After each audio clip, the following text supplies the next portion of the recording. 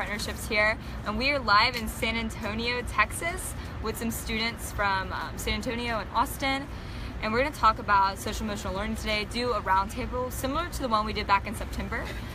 So we're going to start off this conversation, and for all of you guys, it is a very easy conversation. It's just a conversation. We're going to talk about school, some of the issues with your school, some of the good things about your school, and so just speak up so that our friends on Facebook can hear us, and this is a space. We're going to respect everybody and respect airtime. So those are our only rules. Otherwise, this is fair game to talk about anything, your heart desires. But I'm going to start with a question that we start every roundtable with, which is, tell me something about your school that your teachers and administrators do not know. So it's something that they don't know about your school, that the students know. Our school has a really big drug problem, and the teachers somewhat know, but not really. A lot of it is hidden and underground. A lot of it, no one speaks up about anything, even though all of us know what's happening.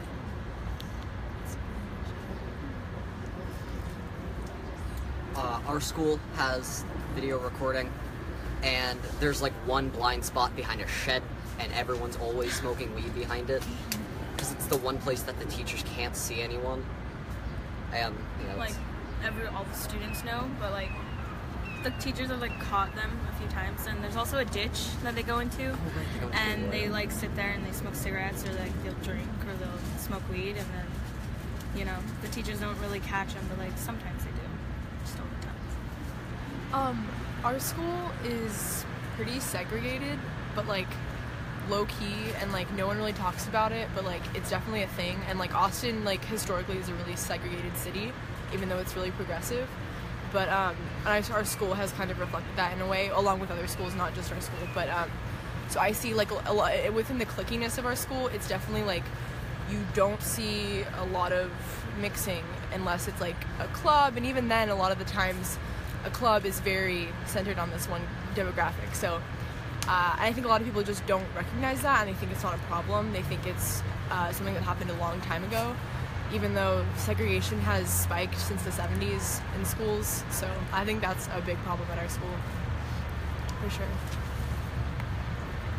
Our school also has a really big mental health problem. Not a lot of people feel comfortable speaking about how they feel, and it leads to a very toxic environment.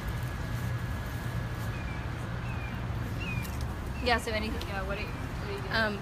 At my school, I know that a lot of underclassmen are definitely put down by the upperclassmen, and no one says anything about it because we feel us as lowerclassmen don't have the right because of the upperclassmen, and I feel that just no one really acknowledged the fact that we are here. So you guys are mentioning things about drugs, which always comes up. That it seems to be a common theme in high schools. Things about mental health and the lack of that being addressed, race problems. Has anybody ever, a teacher administrator, ever asked you, or have you felt like you had a platform to talk to people, the adults in your school, about any of the issues you just mentioned? My school is very good at doing teacher-student communications.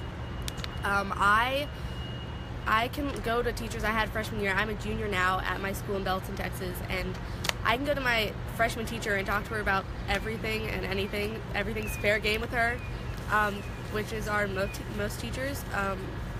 It's probably just because my school is purposely smaller. We do project-based learning, so we're purposely collaborating with everyone.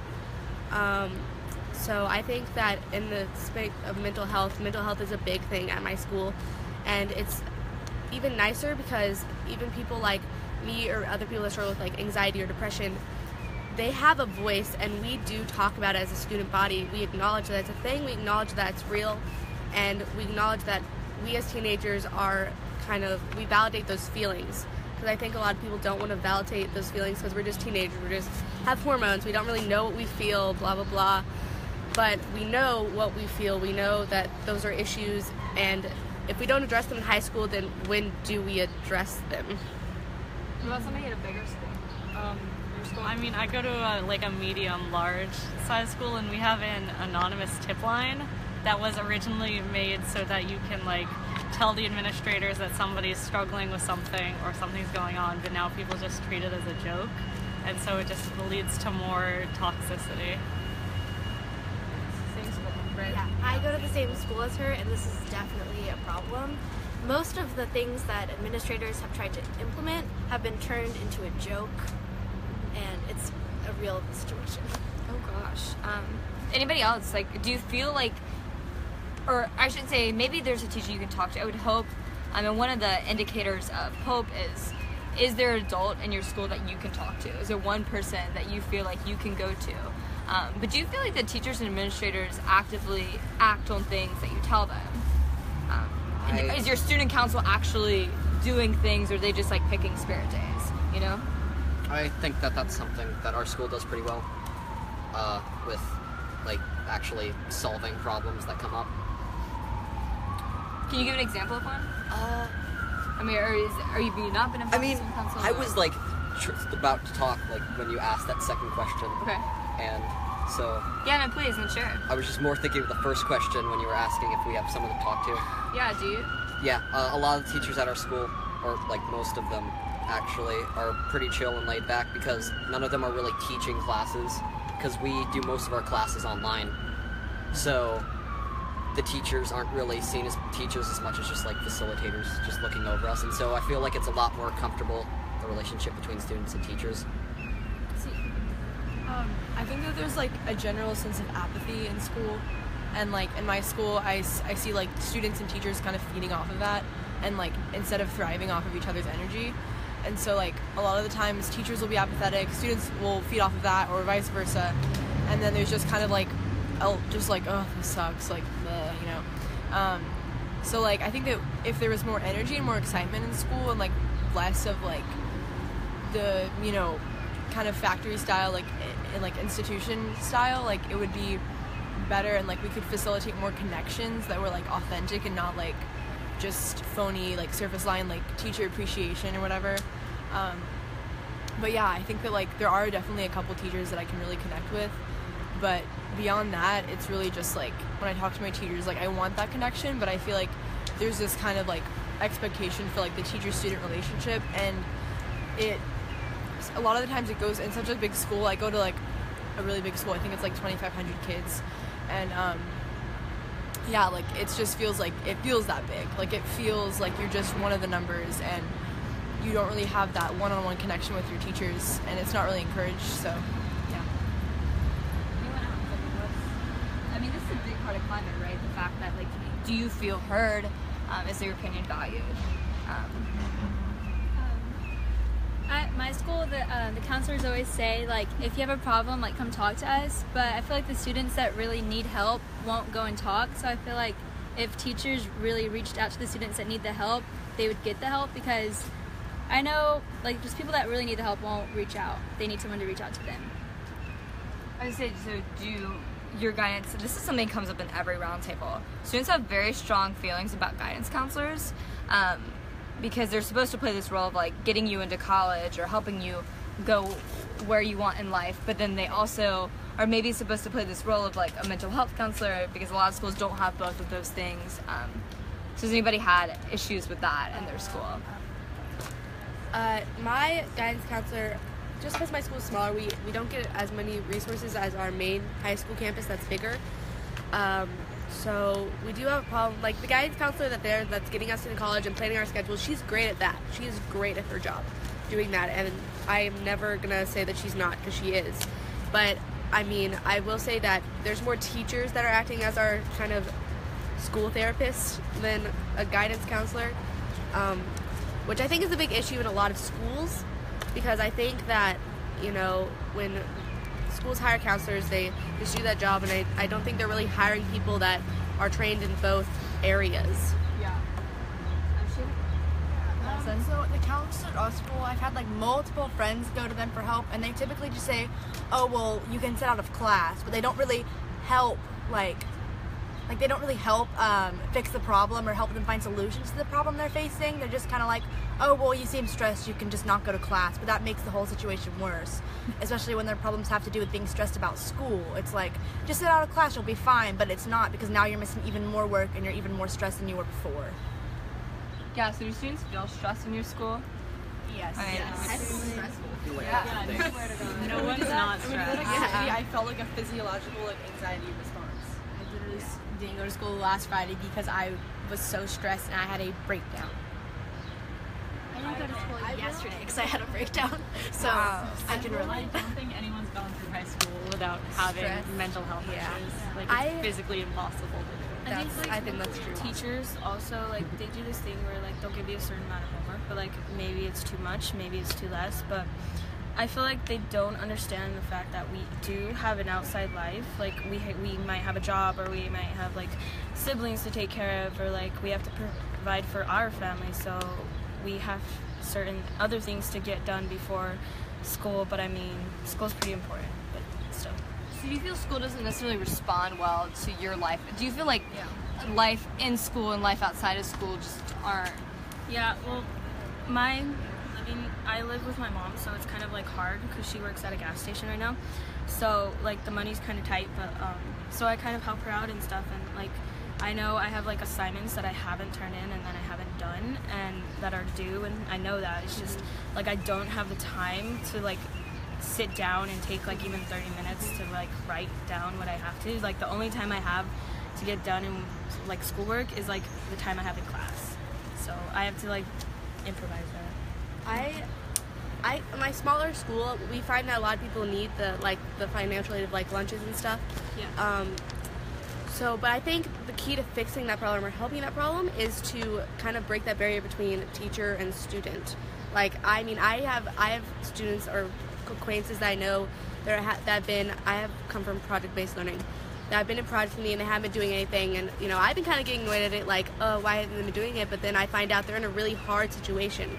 They don't have the time, but I was fortunate enough, my teacher came and he was like, hey, don't worry about this, he's doing alternative assignment, he's done to do this later. And I think helping those, or kind of teachers need to kind of realize that students are in situations like that, and not, you know, and not have this mentality of they're in school, they need to do these assignments by this date, it's a mandatory thing, or you know, they're a failure in life or something. Like, it shouldn't be our type priority, because we do have other things that are boggling our minds.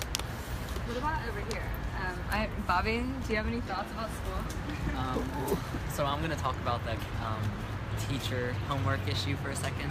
So one of the issues that we have at our school is that teachers are aware of that students have financial problems and they don't necessarily have time to do homework.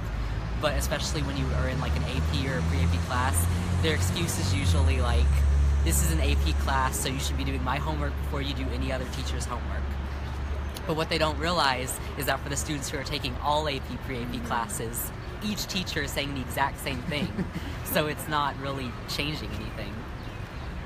That seems like an issue. I definitely thought the same thing as well. It sounds like I feel like that also teachers don't communicate. So for like APUSH, we'll have 4 hours of homework that night, and then English will be like, oh, well, here's 3 more, and then 3 more, and I only have so much time to do my schoolwork and sleep and be a part of outside activities and have a job and be in theater. Like, there's only so much I can do, and then when they don't communicate and they give us like, oh, you have 6 tests on the same day, it's like I can't do that. Like, I physically cannot study for all of that and get that all done in the amount of time I'm allotted. For the way my school works, it's not that we get like too much work, it's that we get assigned like one assignment in each class every day, and it usually comes out to like 4 hours of work every day. But the thing is, it's assigned every single day, no matter if you've done it the day before or not, because it's all online, so it's all automatically assigned each and every day. And so if you fall behind, you just kind of like, it just kind of exponentially gets worse and worse. Yeah. Like, I've seen people Unless who you've are like sat there for like 24 hours straight and done all your assignments and got ahead. like, I've been Because like I've been at that point, because I went to this Taos Academy and like I lost a family member and stuff, and I didn't do any work the last like 4 or 5 weeks of school, so I pretty much almost failed until like they gave me an extension. But yeah, it's kind of hard to keep your grades up. I just think there's a pretty major lack of empathy, and the disconnect between like student lives and academics is just like a major problem that isn't being acknowledged. Okay. Can I ask everybody one last? Because I want everybody to have an opportunity to share. So I like to wrap up a lot of these with the question, if you could pick just one thing in your dream school, what is the one thing that you would have in your dream school? And so we'll go this way. Sorry, I put you on the spot here. I feel like maybe like an open sort of therapy counselor to help you along with what you're dealing with, make your teachers more empathetic towards your situation if you have another person on your side.